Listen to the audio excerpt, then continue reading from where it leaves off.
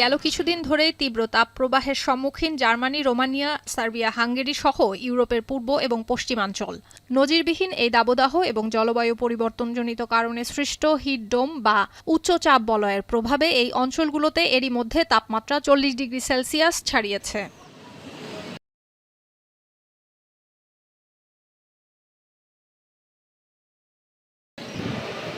Balkan অঞ্চলে মানুষ তীব্র গরম থেকে স্বস্তি পেতে সমুদ্র সৈকত এবং ঝর্ণার আশ্রয় নিয়েছে।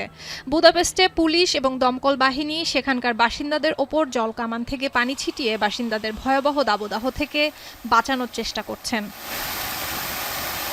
এদিকে ইউরোপের পাশাপাশি তীব্র দাবদাহে পুড়ছে যুক্তরাষ্ট্রের একটি অঙ্গরাজ্য। এতে বিপাকে পড়েছে যুক্তরাষ্ট্রের স্বাধীনতার 250তম বার্ষিকী উদযাপনের প্রস্তুতি।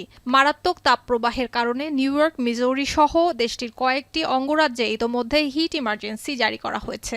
আবহাওয়া পূর্বাভাস বলছে, চলতি সপ্তাহে ব্রুকলিন, নিউ ইয়র্ক সিটি সহ কিছু জায়গার তাপমাত্রা 38 থেকে 46 ডিগ্রি সেলসিয়াস ছাড়িয়ে যাবে। নিউ ইয়র্কবাসীর তীব্র ভোগান্তি এড়াতে সিটির মেয়র জোহরান মামদানি তার জরুরি পরিকল্পনা বাস্তবায়ন করতে বেশ কিছু উদ্যোগ নিয়েছেন। নগরবাসীর জন্য শত শত শীতাতপ নিয়ন্ত্রিত আশ্রয় কেন্দ্র খুলে দেওয়া হয়েছে, পাবলিক পুল ব্যবহারের সময় বাড়ানো হয়েছে। And triple digits. With humidity, it will feel even hotter, with a heat index that could peak around 112 degrees.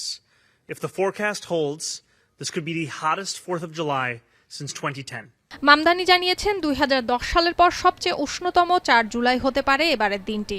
এ সময় নিউ ইয়র্কবাসী এবং পর্যটকদের শীতাতপ নিয়ন্ত্রিত ঘরে থাকার আহ্বান জানান তিনি। এদিকে স্যাটেলাইট ফুটেজে যুক্তরাষ্ট্রের ফোর কর্নার্স অঙ্গরাজ্য জুড়ে দাবানলের আগুন এবং কালো ধোঁয়ার কুণ্ডলী উঠতে দেখা গেছে। বিজ্ঞানীরা বলছেন, মহাসাগরগুলোতেও এ যাবৎকালের উষ্ণতম জুন মাস অতিবাহিত হয়েছে।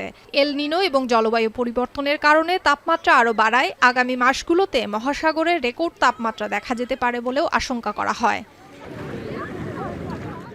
সুলতানা দিনা, এখন বিশ্ব।